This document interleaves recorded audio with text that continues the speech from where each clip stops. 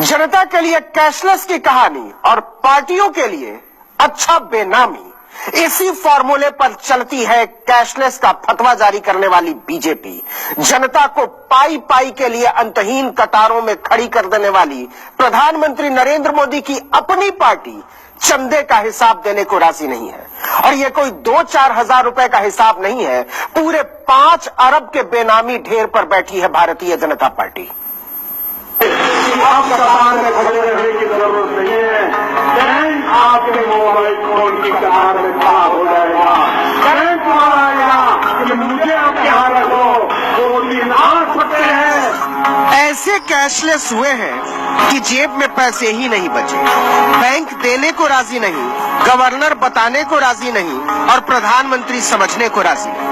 खाली हाथ, खाली जेब और खाली बटुआ। और प्रधानमंत्री घूम घूम कर मजदूरों और जूता काटने वालों तक में कैशलेस का मंत्र फूंक रहे हैं। लेकिन समझ नहीं आता, जिस कैशलेस के फायदे के लिए कोहराम मचाया है, उसे खुद अपनाने में कलेजा क्यों कांप रहा है। जबकि चुनाव आयोग ने भी नकद चंदे की अधिकतम सीमा 20,000 रुपए से घटाकर 2,000 करने की सिफारिश की है, लेकिन मोदी सरकार इस पर बात करने को भी तैयार नहीं है। कैशलेस की तड़प ऐसी है कि 43 दिन में 60 बार बैंकिंग के नियम बदले जा चुके हैं, लेकिन राजनीतिक दलों पर हाथ डालने में कांप रही है बीजेपी। देखिए, ये जो नोटबंदी का फैसला जो प्रधानमंत्री जी ने लिया, ये काले धन और भ्रष्टाचार पर प्रहार है। और सत्र से पहले ही देश के प्रधानमंत्री जी ने सभी पॉलिटिकल पार्टियों से आग्रह किया था कि राजनीतिक जो चंदा पॉलिटिकल पार्टियां लेती हैं, उस पर चर्चा होनी चाहिए।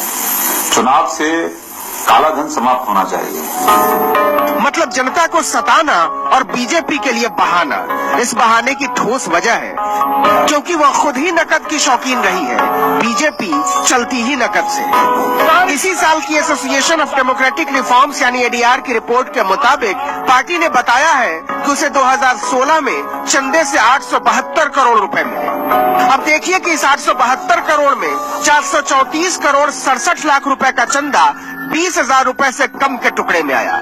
मतलब कुछ बताने की जरूरत नहीं कि वो दानवीर कौन थे जिन्होंने बीजेपी पर अपनी गाढ़ी कमाई लुटाई है। इतना ही नहीं, बीजेपी को 613 गुमनाम लोगों ने 76 करोड़ रुपए का चंदा दिया है। इसका मतलब ये हुआ कि 12,40,000 रुपए की रकम प्रतिदाता बेनामी है।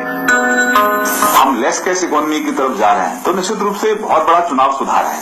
कोई भी अगर पैसा पॉलिटिकल पार्टियों को देता है तो वो भाई चेक देगा, उससे पारदर्शिता रहेगी, कौन व्यक्ति किस पार्टी को कितना दे रहा है, पॉलिटिकल पार्टी कितना ले रही है।